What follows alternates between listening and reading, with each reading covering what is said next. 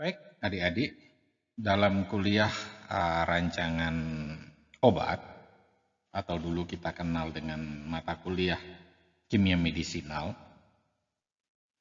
di mana pada pertemuan ini saya, Profesor Apteker, Dr. Ernat Imadi Agus Gilgil Wirasuta, menyampaikan subbagian mata kuliah yang berjudul metabolisme obat dan kerja dari suatu obat.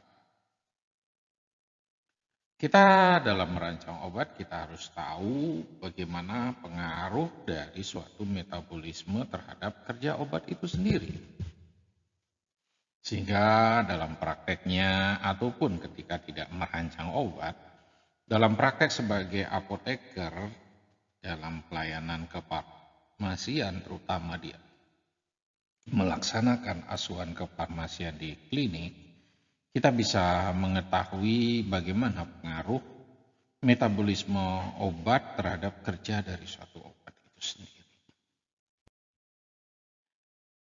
Kita masuk dulu dengan pengertian biotransformasi.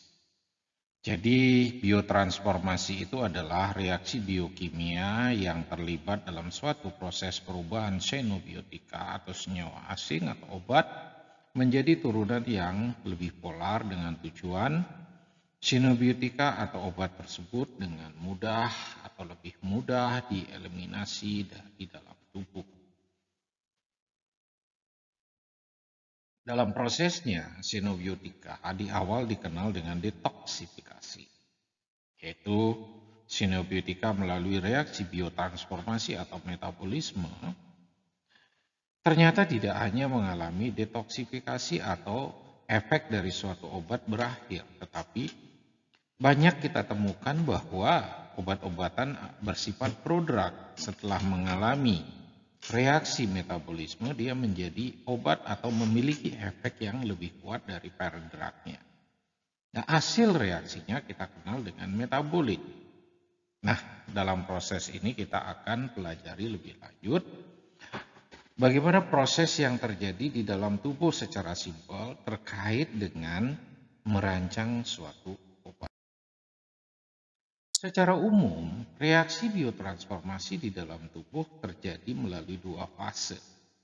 Yang pertama adalah fase 1, yaitu terjadi pemasukan atau penambahan gugus fungsi yang sering dikenal dengan reaksi fungsionalisasi, di mana melalui reaksi oksidasi atau reduksi atau hidrolisis ditambahkan gugus-gugus fungsi yang bersifat polar. Nah, hasil dari reaksi fase 1 biasanya dikenal dengan metabolit fase 1. Kemudian juga mengalami metabolit reaksi fase 2. Pada reaksi fase 2 ini umumnya adalah menambahkan konjugasi dari senyawa-senyawa eksternal, yaitu senyawa-senyawa baik dia berupa senyawa yang lainnya seperti reaksi konjugasi atau reaksi dari sulfatasi atau glukuronidasi, sehingga metabolitnya kita sebut dengan metabolit dari fase 2. Nah, itu secara singkat Bapak bisa sampaikan kepada adik-adik untuk memahami bagaimana proses metabolisme di dalam tubuh terjadi. Di mana terjadinya? Jadi, sistem enzim yang terlibat pada umumnya bersifat monooksigenase glukosid. Jadi dia non-spesifik. Jadi bukan enzim yang bentuknya khusus, yang bereaksi khusus. Umumnya non-spesifik. Enzim ini terikat pada membran retikulum endoplasmik pada fase 1 atau pada sitosol pada enzim fase 2. Nah, di dalam retikulum endoplasmik di dalam inti sel. Biotransformasi umumnya berlangsung sebagian besar di hati, dapat juga berlangsung di organ-organ lain seperti ginjal, paru-paru, saluran cerna, kelenjar susu, otot, kulit, ataupun di darah. Nah, ketika kita lihat peran dari hati untuk melakukan biotransformasi, di sini adik-adik bisa lihat gambarannya. Bahwa semua ketika kita makan, bahwa di saluran cernaan pasti lewat hati. Ya, dari sini akan masuk ke dalam hati, disinilah terjadi proses metabolisme pertama kali. Sehingga obat akan masuk ke dalam retikulum endoplasmik, di dalam retikulum endoplasmik terjadilah reaksi. Nah, sehingga dijelaskan bahwa di dalam retikulum endoplasmik terdapat enzim yang disebut dengan sitokrom. Di sini sangat berperan penting dalam metabolisme. Nah, tempat dari reaksi bertransformasi atau enzim sitokrom P45, di mana sitokrom P45 itu sebagai tempat terjadinya metabolisme dan sangat tersebar di seluruh jaringan hati dan seluruh organ yang memungkinkan terjadi metabolisme. Namun sitokrom have been shown, jadi sangat spesifik sebagai biomodulator yang bersifat sebagai biomodulator. Kemudian memiliki kemampuan untuk mengoksidasi senyawa kimia yang sangat kuat. Jadi sitokrom sebagai endogenous mediation. Jadi senyawa endogenus yang berperan sebagai enzim dalam melakukan reaksi metabolisme.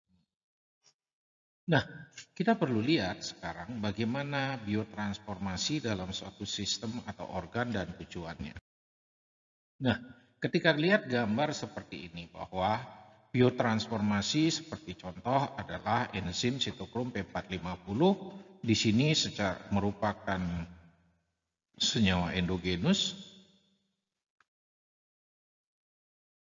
Jadi senyawa endogenus ini akan berpengaruh pada metabolisme di dalam tubuh, baik dia endogenus steroid sintesa, baik dia biomodulation, baik dia dietary clearance dari suatu toksin atau clearance dari suatu obat atau endogenous clearance dari suatu steroid yang ada di dalam tubuh. Nah, inilah peran dari metabolisme terhadap perubahan obat itu sendiri. Tujuan dari reaksi biotransformasi pertama adalah melakukan assembling endogenous molekular secara jelas dengan tujuan untuk melakukan perubahan kimia menjadi lebih polar. Jadi metabolic system akan membuat suatu pengembangan untuk mengontrol suatu balancing hormon di dalam tubuh atau membantu clearance dari suatu obat sehingga terjadilah equilibrium control dari suatu efek atau juga equilibrium efek dari sistem hormon seksual atau steroid yang ada di dalam tubuh kita. Nah, inilah tugas dari biotransformasi itu sendiri. Jadi tasknya adalah essential as primary function biotransformation enzyme. Di sini sitokrom P450 sebagai suatu hal yang utama. Dia akan bisa berperan dalam merubah hormon menjadi suatu atau obat bersifat sebagai obat, mengakhiri obatnya tadi saya sudah sampaikan, atau meningkatkan efeknya, atau yang paling penting adalah meningkatkan solubilitas dari suatu senyawa obat dalam air sehingga mudah eliminasi dari tubuh. Apa sih pengaruh dari biotransformasi pada keberhasilan suatu terapi? Nah, kita lihat di sini bahwa kita harus mengenal suatu jendela terapi. Ketika obat itu diberikan tanpa ada pengaruh, maka dia akan selalu mengaruh metabolisme, selalu akan berada pada Windows terapi. Sehingga obat ini dapat dikatakan aman. Namun ketika terjadi hambatan dari enzim pemetabolisme, terjadilah perubahan yaitu menghambat eliminasi dari suatu obat. Sehingga terjadilah peningkatan konsentrasi obat. Pada kasus ini dikatakan obat akan meningkatkan konsentrasi sehingga terjadilah toksisitas yang lebih tinggi.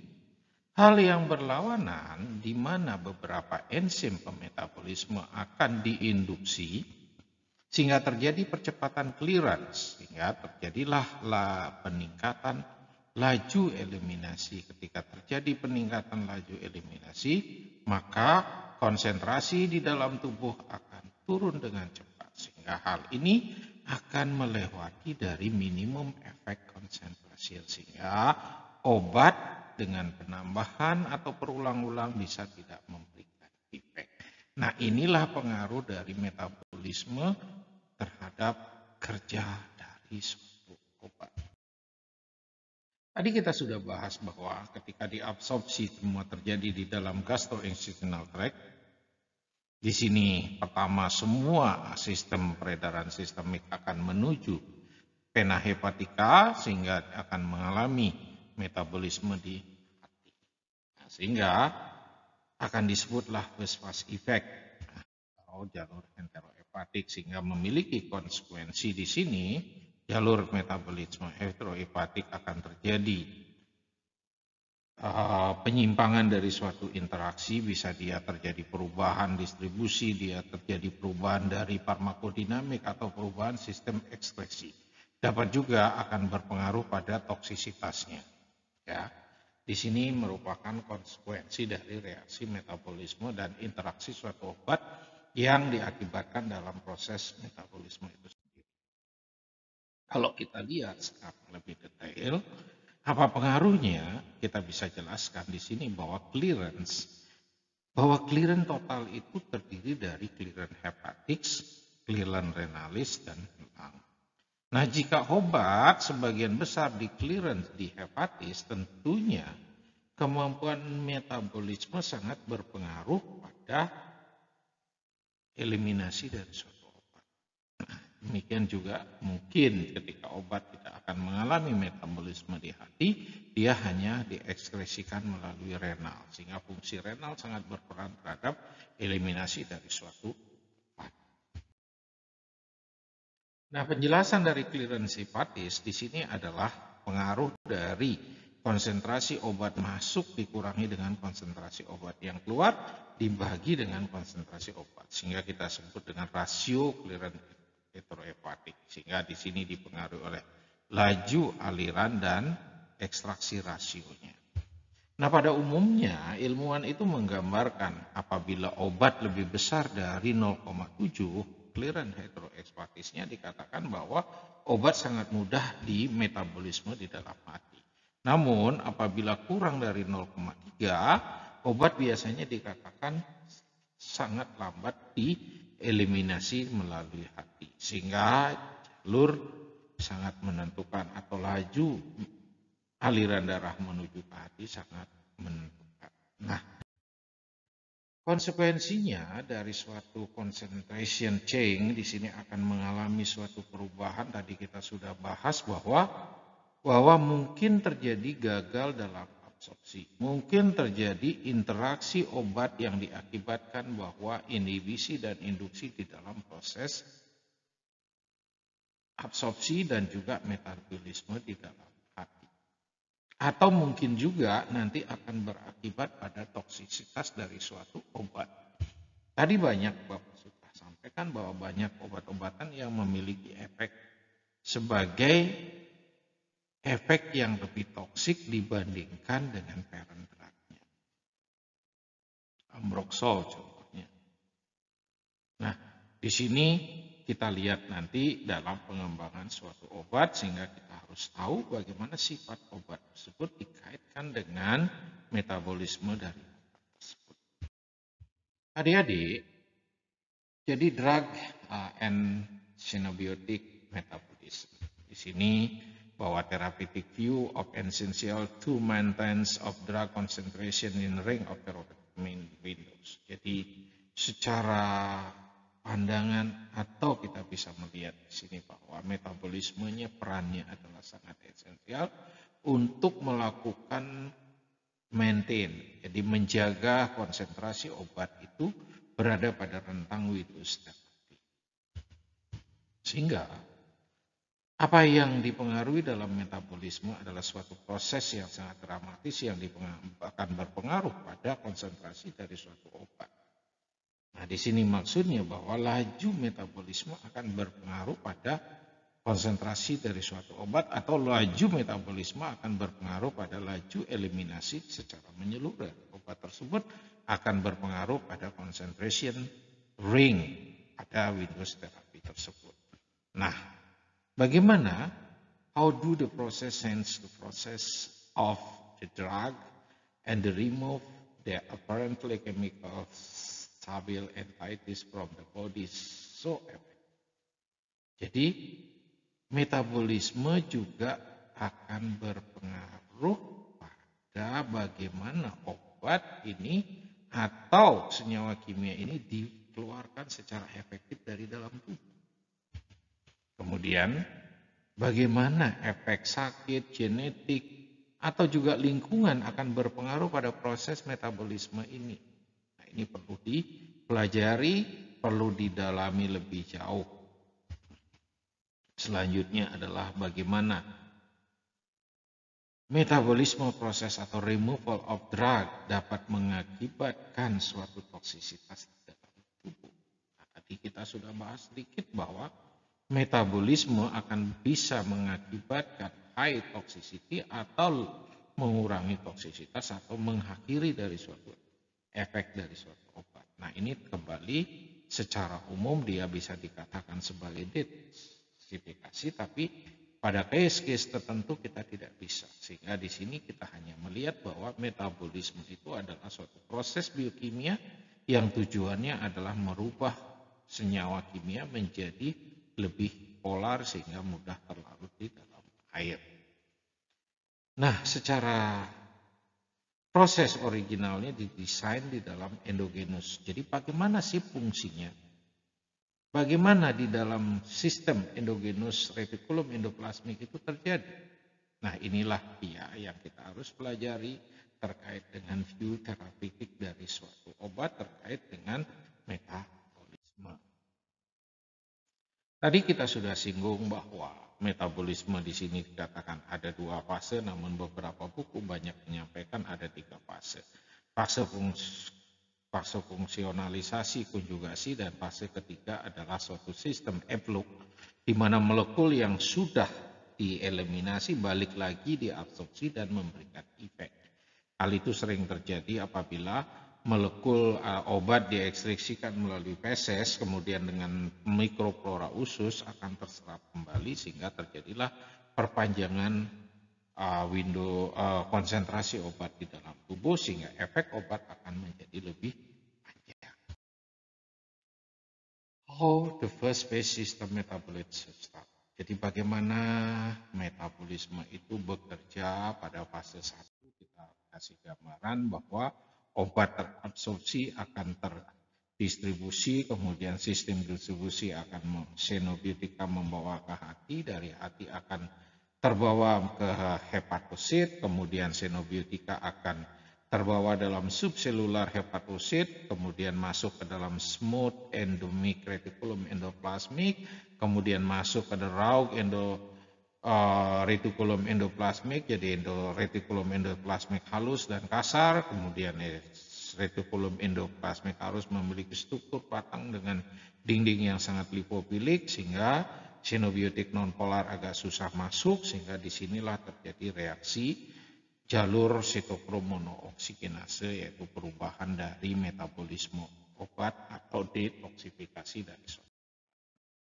Ini gambarannya secara histologi bagaimana retikulum endoplasmik atau di mana sitokrom P450 berada. Ini cincin dari sitokrom P450 dengan cincin hem, bagaimana dia nantinya akan berikatan dengan inti dari penta ordinate form dengan inti dari besi. Nah, bagaimana metabolisme NADPH dalam sitokrom P450, adik-adik bisa baca lebih jauh dan adik-adik bisa lihat nanti lebih jauh. Baik, ini gambaran dari sitokrom P450 pada manusia. Dengan majunya DNA analisis, kita bisa lihat bahwa berbagai jenis sitokrom yang di awalnya hanya dilihat sebagai satu sitokrom, sekarang kita bisa temukan banyak jenis-jenis dari sitokrom tergantung dari susunan DNA, dari basa nukleus dari sitokrom itu sendiri, sehingga secara esensial dia akan bekerja pada beberapa molekul yang spesifik. Nah, ketika kita ingin menjelaskan reaksi monooksigenase, kita lihat secara siklus seperti tergambar pada gambar, yaitu dimulai dengan fase 1 di mana tahap ini adalah pengaktifan dari RH pada bentuk teroksidasi yaitu feri dengan sitokrom P450, sehingga setelah itu reduksi dari elektron pertama dari RH feri dari sitokrom P450 membentuk fero. Kemudian pada tahap 3 adalah pengaktifan atau pengalihan dari oksigen pada fero biner pada sitokrom P450, kemudian mendapatkan elektron, penyusunan kembali, arrangement elektron sampai pelepasan elektron, sehingga lepaslah menjadi reaksi seperti yang tergambarkan bahwa hidrogen substrat binding, sehingga secara menyeluruh di sini terjadi rilis suatu produk. Adik-adik bisa lihat bagaimana proses terjadinya metabolisme di dalam retikulum itu. Bagaimana aspek kliniknya? Jadi, from a clinical standpoint, important features of enzyme induction can be summarized. Jadi, bagaimana induksi enzim secara menyeluruh akan berpengaruh pada efek klinis dari suatu obat. Process is relatively slow, usually day or even. Jadi induksi enzim ini umumnya sangat lambat. Jadi berlangsungnya nggak cepat banget. Bisa tahunan, bisa. Tapi di sini kita bisa tahu bahwa ketika kita memberikan suatu senyawa yang sama terus-menerus, dia akan bersifat sebagai enzim induktor, dia akan menginduksi. Tapi kalau kita berhenti hanya sekali mungkin tidak akan berpengaruh.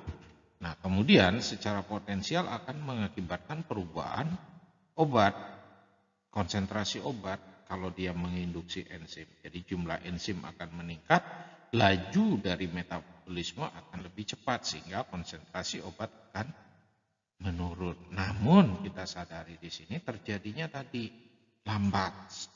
Nah, induksinya biasanya tidak reversible. Jadi not always reversible, a similar time in the form. Jadi appearance although several can be slower. Jadi nggak reversible, bolak-balik itu lambat terjadinya. Ini terkait dengan kerusakan enzim nantinya ketika sudah terjadi induser enzim. Makanya kita tahu, kita sadari bahwa induser enzim akan berakibat pada sistem metabolisme tubuh dan berakibat pada N-nya adalah efek obat yang diberikan pada tubuh juga akan berubah. Di mana kadang-kadang pasien itu yang mengalami inducer enzim pada dosis form tertentu dilakukan suatu reaksi break up.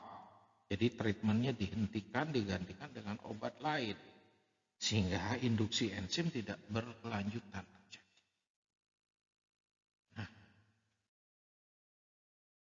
Beberapa dari klinik, jadi kita bisa lihat terjadi interaksi obat akibat dari induksi enzim yang dapat mengakibatkan tadi percepatan metabolisme suatu senyawa obat yang lainnya akibat interaksi dari obat tersebut. Seperti antipileptic agent, kemudian obat dikombinasi, withdrawal, kemudian ada drug combination, beberapa obat dari OTC mungkin juga, atau antikoagulan, atau obat-obat steroid kontrasepsi juga akan mengakibatkan induksi enzim, atau antiviral beberapa dapat mengakibatkan suatu induksi enzim. atau anti cancer.